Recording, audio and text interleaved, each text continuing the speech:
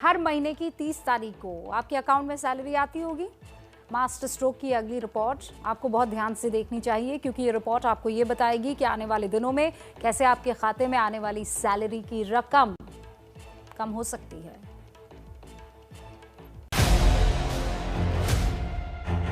अगर आप नौकरी करते हैं तो सैलरी पाते होंगे, और अगर आप सैलरीड एम्प्लॉय हैं तो ये खबर आपके लिए है, क्योंकि सरकार ने एक ऐसा मसौदा तैयार किया है जो अगर लागू हुआ तो आपके बैंक खाते में हर महीने आने वाली सैलरी कुछ कम हो जाएगी।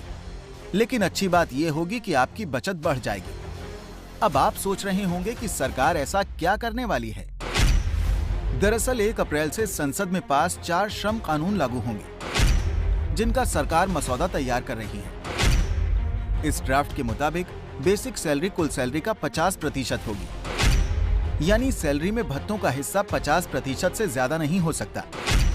अगर भत्ता 50% से ज्यादा हुआ तो बढ़ा हिस्सा बेसिक सैलरी में जुड़ेगा। अगर सरकार ने ये नियम लागू किए तो बेसिक सैलरी बढ़ जाएगी, लेकिन टेक होम सैलरी घट जाएगी।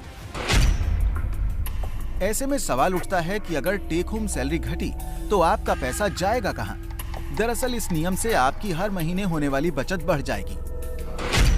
दरअसल जैसे ही आपकी बेसिक सैलरी बढ़ेगी, आपका पीएफ और ग्रेच्युटी का हिस्सा बढ़ जाएगा, क्योंकि पीएफ बेसिक सैलरी और डीए का 12% होता है, जबकि ग्रेच्युटी बेसिक सैलरी की 4.81% होती है।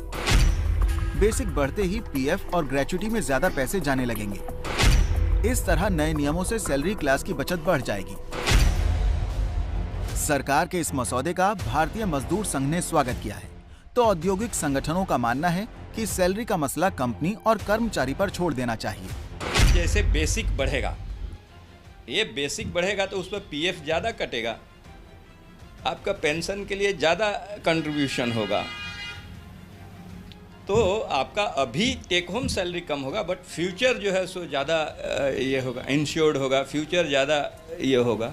इसलिए ये सरकार अगर इसको लागू करती है तो एक अच्छा यह विषय है।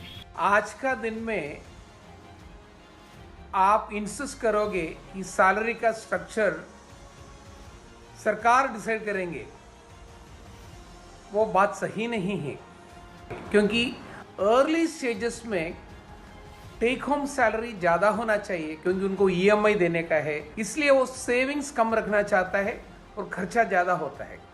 उसी टाइम में बेसिक आप ज़्यादा बढ़ा के रख देगा, उसमें से तो पीएफ का कटाई होगा, सुपरएन्युएशन का कटाई होगा।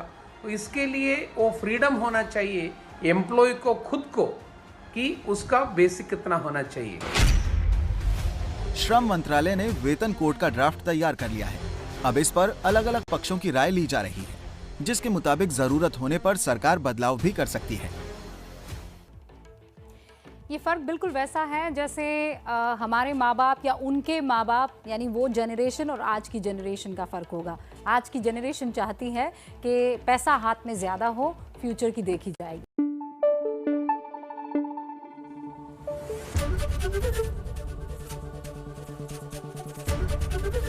एबीपी न्यूज़ आपको रखे आगे।